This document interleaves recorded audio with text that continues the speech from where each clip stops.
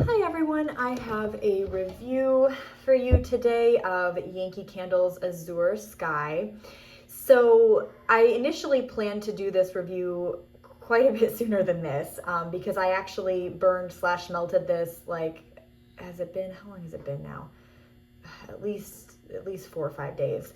And I just didn't get around to it. So I'm finally getting around to it. So similar to the last 3-wick in this collection, I started out burning the candle and then I moved on to melt it, to crock the candle. So upon burning it, I burned it for 3 to 4 hours. Actually, you know what? Now that I think about it, probably closer to 4 to 5 hours. And it was very light. Similar to the last candle, it's not that it was a non-existent fragrance in the room, but it was nothing noticeable. It was almost as if I had a scent plug somewhere in the house and you would maybe get little whiffs of it every once in a while. So I wasn't pleased. I'm never pleased with Yankee Candle's candles. I wasn't pleased, so I went ahead and crocked the candle, and it did perform better. I wouldn't say considerably better. I'm kind of in the same boat as I was with the previous candle in that I think it would perform better in wax melts because wax melts have a higher concentration of fragrance oil. However, Azure Sky is one of the fragrances along with the next one that I'll be doing, Olive and Cypress, I think it that is not available in wax melt form. It is available in scent plug form. And I almost feel with how light of a throw I get, I almost feel like it might be worth it to try the scent plug, even though I feel like the scent plug sometimes smells a little bit different than the wax does. My goal is my goal is strength and throw when it comes to fragrance, when it comes to candles, wax, whatever. So I think next time going forward with collections that don't have every single fragrance in wax melt form, I'm just going to do the scent plug. Because I don't know, I'm kind of tired of wasting my time and still getting very little performance even when crocking the candle. I mean, again, it wasn't non-existent. It was probably a 5 or 6, but I really like my candles, like my wax, to be at like a 7 or 8 at a minimum. So, kind of a disappointment there. Okay, so that's about all I can say with performance. The burn, when I had it burning, was fine. Like I said, it was only about 4 to 5 hours. So I did have a nice wax pool. It was a nice deep wax pool, even burn, no sooting around the sides for that period of time. I can't say if that would have changed if I had actually burned the candle longer versus crocked it. I'll kind of show you. So the wicks have obviously moved because of crocking it, but that's what they look like. Okay, so then let's move on to the fragrance itself. I have the scent notes pulled up here. So the description on this says, this is a floral fragrance. Aromas of fresh mango, sweet coconut cream, and solar tuberose waft through the air, washing over you like a gentle wave on the Positano coastline.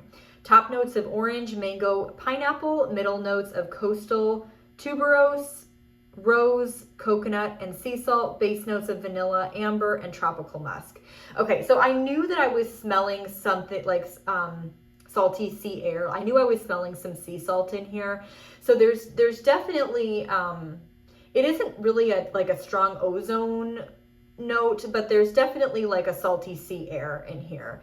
And that must be the sea salt. And then there's a beautiful sweetness to this. I'm guessing that's the combination of mango, pineapple, and orange. And then I can definitely see where there's some floral in here. Now, the tuberose and the rose, I know that might scare some people. It's really not strong. This is not like a rose heavy candle. In fact, if I didn't know that there was rose in here, that isn't in particular the floral that I would have picked out. I would have actually said maybe I thought it leaned more jasmine than rose. So don't let that rose scare you, because that's not going to overwhelm this fragrance. And then coconut for sure. So I definitely get the coconut in here, and it's a beautiful coconut.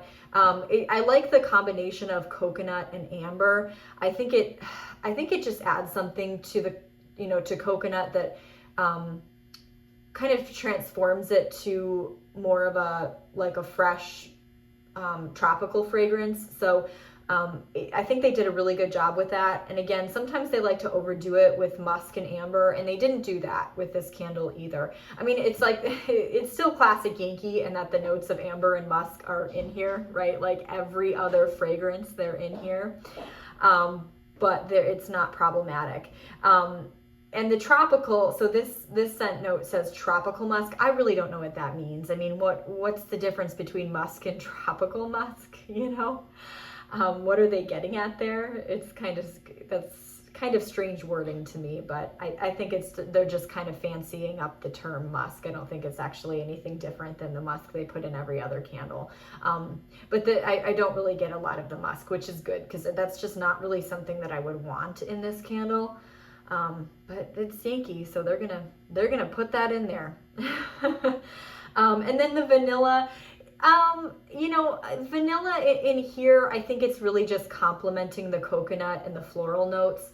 I don't think it's really, it's not a strong vanilla. It's not turning this candle into like a gourmand, or it's not, overly sweet. It's just very much a tropical coconut and salty sea air fragrance with a little bit of like underlying floral that adds to the freshness of it.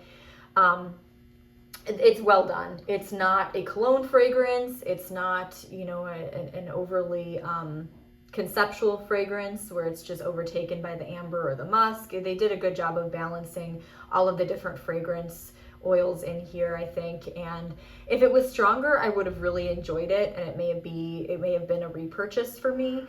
If there's a good deal at some point or another on the scent plugs, I might try this in a scent plug because I think this would be a great bathroom fragrance. I think it's a great bathroom or bedroom fragrance, but honestly, I had this in my living room, and I think it was perfect in there as well. I mean, timing wise, I wanted to get this review out for you, but it is February. I feel like this fragrance would maybe be better enjoyed closer to springtime when the weather starts to get warm, depending on where you live. But overall, I'm impressed. Is it super unique? Is it a standout fragrance? No, but I think in comparison to some of the collections that Yankee has put out over the past year or two, it's a step in the right direction. So I'm pleased with that. And if the fragrance notes in here sound like they would be up your alley, if you like that fresh and that tropical, which I do, I think you'd really enjoy this. So yeah, that's about all I have to say. I will be doing I think it's, olive and cypress next. I have let me see if that's what it is. Yes, olive and cypress. So I have olive and cypress in the 3-wick as well, if you watched my haul, and that is going, I'll light that today to do a little bit of a burn, similar to what I've done with this one in the pistachio latte. See if I get any fragrance throw, and if I don't, I'm just gonna blow it out and crock it and then do a review. So if you've burned this, please let me know what you think. I'd love to know what your thoughts are. Did you think it was, how do you think it compares to what Yankee's put out the past couple of years? Do you think maybe this is suggesting that they are going to take some of our thoughts seriously, our opinions, our reviews seriously, and maybe make some modifications and try to do a little bit better? Or did you think this was just kind of another generic Yankee fragrance? So please feel free to leave a comment, and if you enjoyed this video, please feel free to like and subscribe. See you in the next one.